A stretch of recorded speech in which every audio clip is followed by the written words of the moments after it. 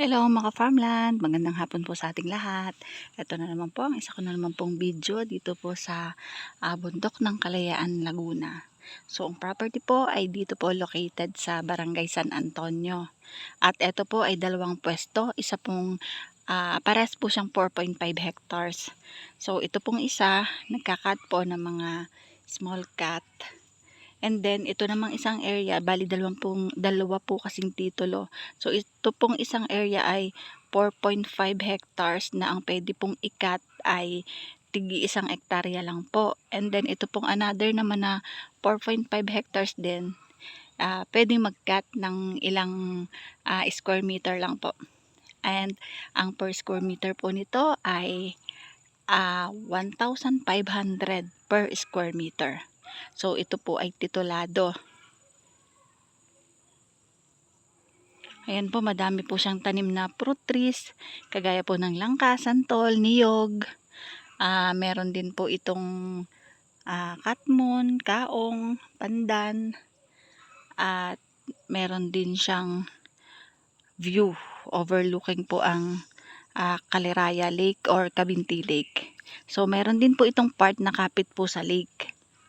Ayan po, kung nakikita nyo po, yun po ay Cabinti Lake or Caliraya Lake. Ito po ay may kalsada dyan sa area na yan. May signal po ang cellphone, ang internet connection, at madali pong puntahan. So, accessible po ang sasakyan. Pasok po ang sasakyan sa property. Flat and slope po at meron din po palang mga lansones, mga ka-farmland. Ang madami niyang tanim ay mga niyog.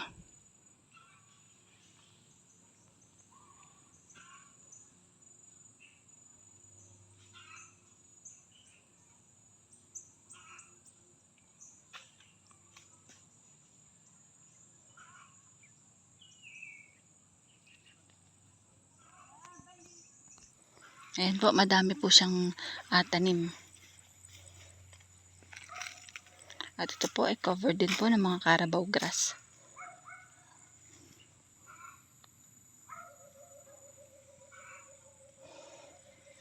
Maganda po ito para sa mga retirement, sa mga gustong maghalaman, sa mga gusto pong mag-farm, at gusto pong maggawa ng bahay bakasyunan.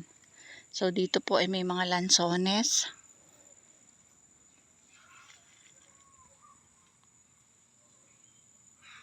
Ayan po, may mga lansones.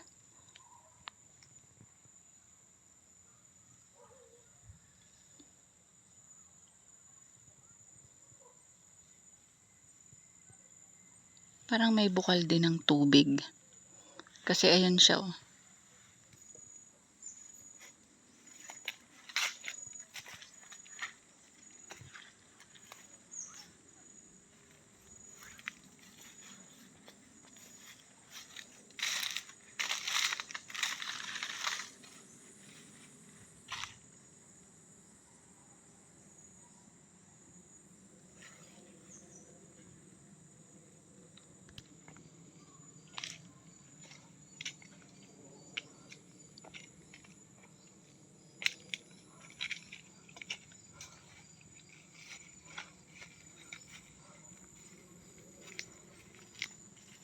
Pag nandito ka po sa area, makikita mo po yung mga resort dyan sa sa kabila. Sa Caliraya.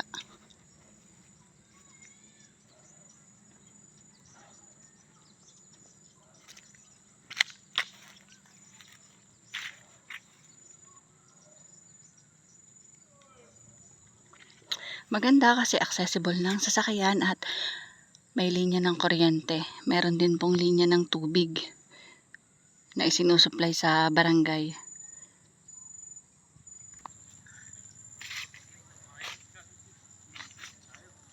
Ayan, sakop yan ng property. Malapit po ito sa elementary school. And then kabila nga po niyan ay ang Cabinti.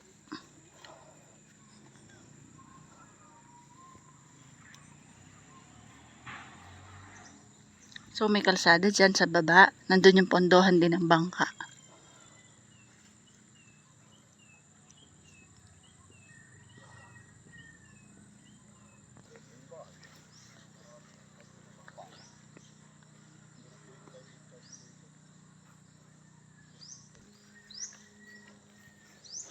Ayan ang lake, oh, ang ganda ng tubig, oh. Yan ang lake ng Kabinte.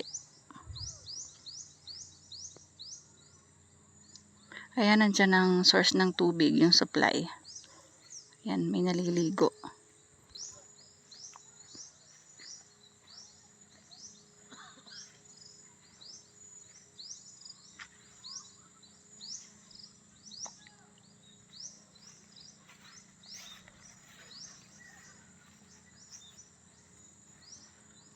Yan, papunta kami kasi yung supply ng tubig. At kita nga po siya. Tapos papalapit kami doon sa pinakamalapit sa lake.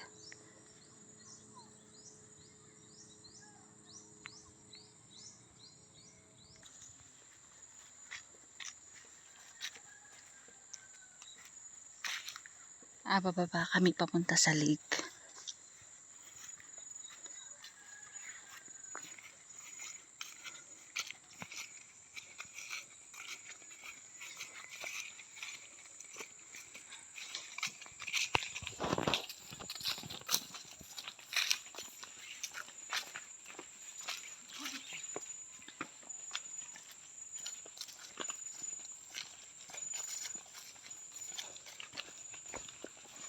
Ano mga tanim to? Panay santol, ano?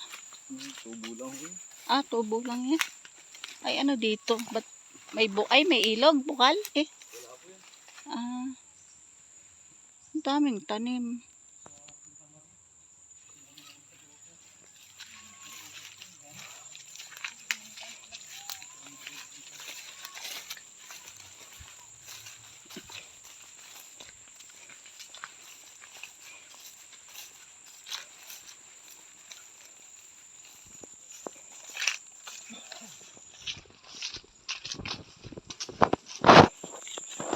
Ito ang papunta ng lake.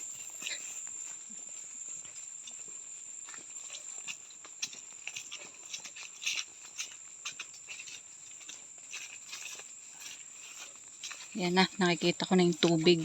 May mga mahogany, kalamansi, nyog.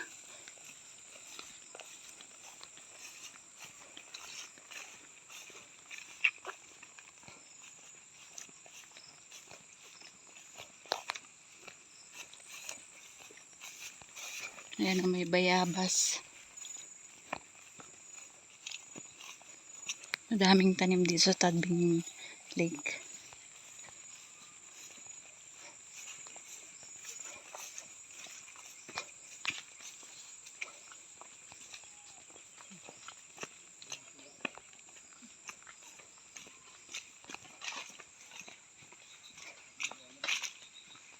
Pares lang ba to, kuya? Daan?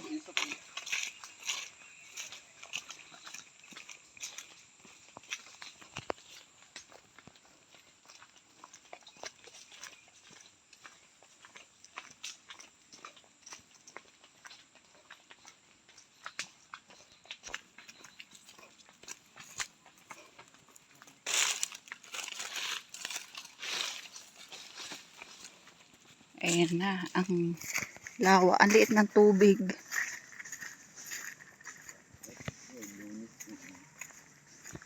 Bakit may araw ng ano? Nagbabawas?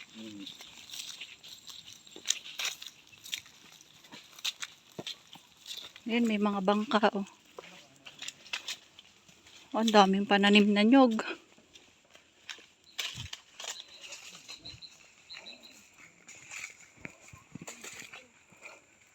Ayan na.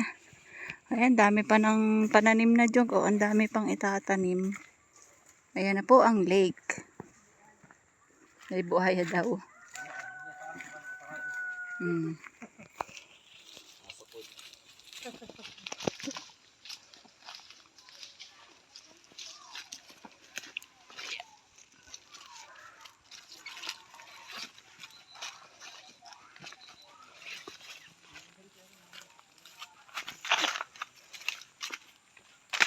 Ayan. Ayan mga ka-farmland, ito po yung lake. Yan po ay connected po sa Kaliraya at sa Kabinte. Pero dito po lang yung location niya sa Barangay San Antonio. So yan yung punduhan ng bangka. Yung mga bay-bangka, dyan po sila nagpa-park. At yung mga bangka na po yan, for rent din po.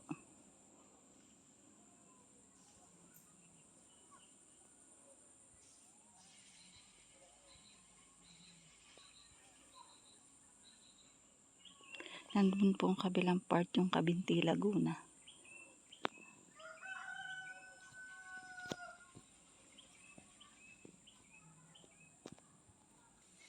Ayan po siya, oh, may mga paros, oh. Seashell. Yan, oh, may laman siya. Diyan ka sa ano. Yan, oh. May mga laman yan. Yan, oh.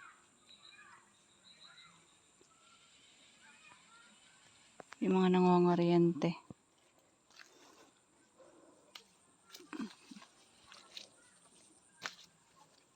Ayan, nandito ako sa gilid ng property.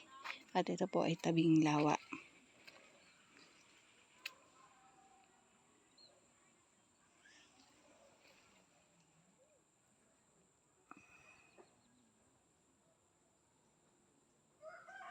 Ayan, oh, may mga taong naglalaba, nangingisda. So, iikutin ko itong gilid ng property.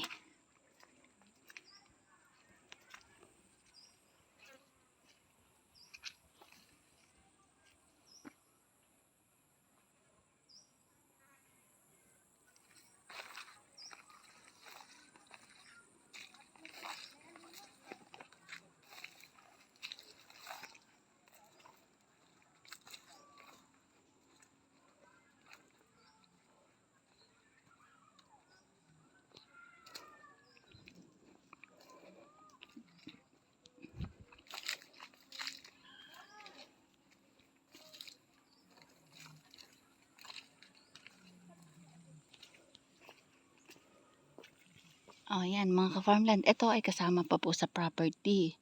Itong gilid na ito. So, ayan nga, ang dami niyang tanim na fruit bearing. Ito po ay dalawang lote. Pares pong 4.5 hectares or 45,000 square meter. At ang per square meter po nito ay 1,500. So, pwede naman po silang mag-cut 1 hectare. Yung pong isang area, pwede po mag-cut doon ng small cut. Pero hindi po siya along lake, overlooking lang po ang lake.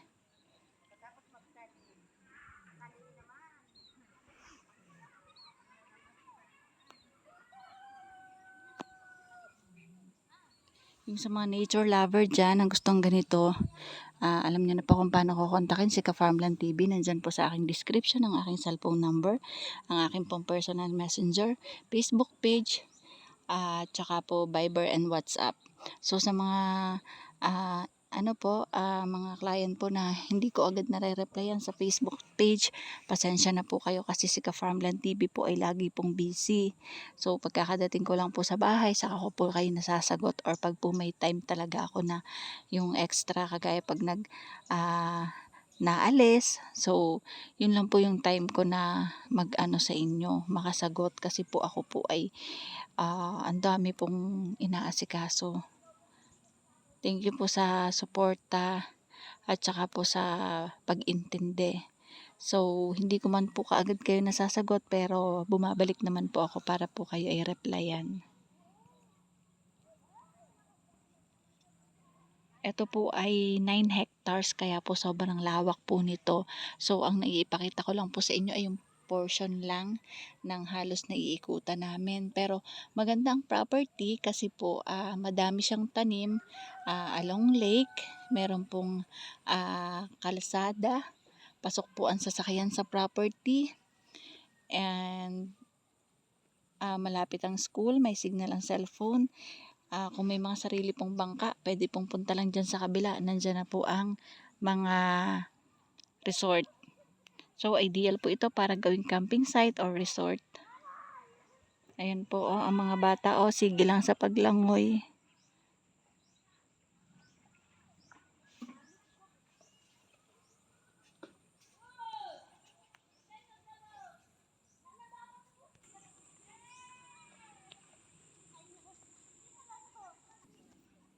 Ayan yung kabila ng, yan yung ginagawang kubo sa ako po sa property. Pero hanggang dun lang.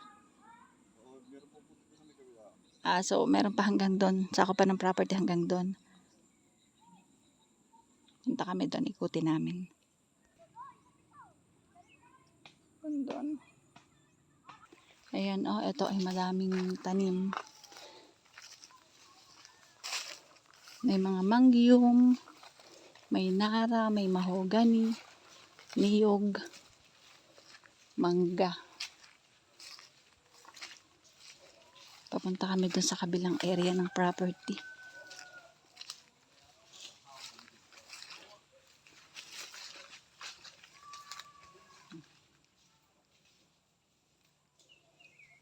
Ang lake ay nakapaikot sa sa property ng gigilid.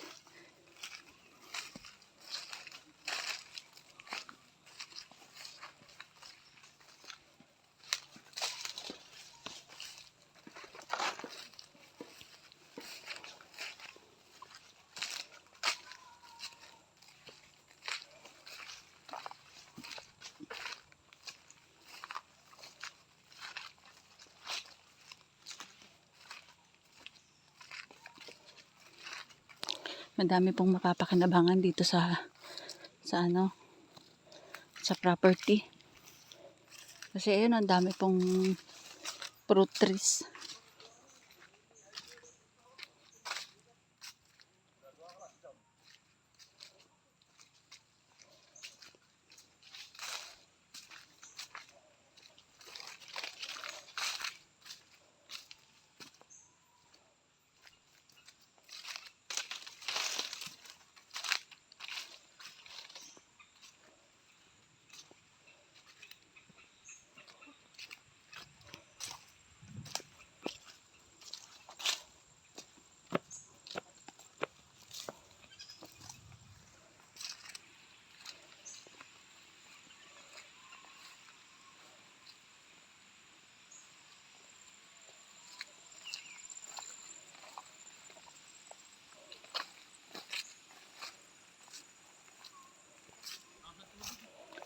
Saan yun?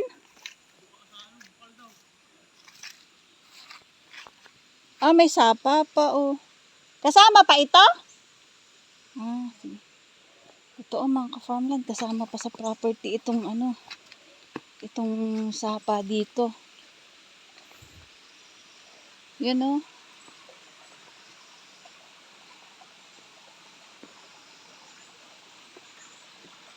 Ayan, meron pang bukal galing doon. So, ayan ang tubig niya. Malaglag kami, tulay-tulay. Ayan, connected siya, papunta siya dyan sa lawa. Yeah.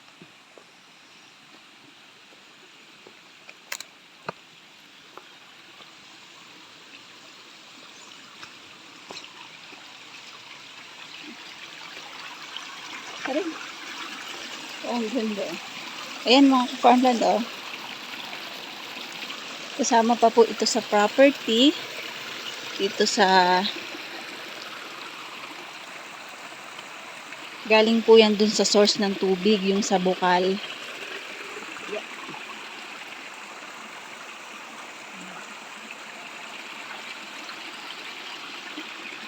Yeah. Papunta po ito dun sa lake.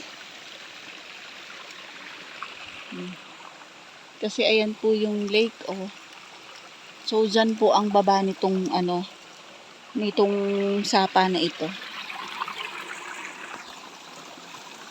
Yeah.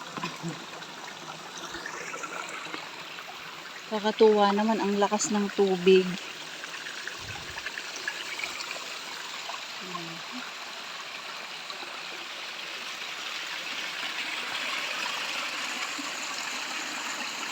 Ito po ay sakop pa po ng property at pasok po ito sa property.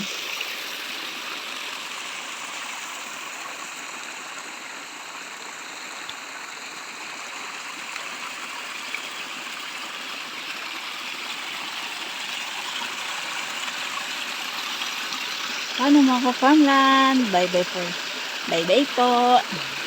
See you for the next videos. God bless po sa ating lahat. Bye-bye. Maraming salamat po sa suporta niyo kay Ka-Farmland TV. Sa akin po mga viewers, subscribers, and followers. Thank you so much po.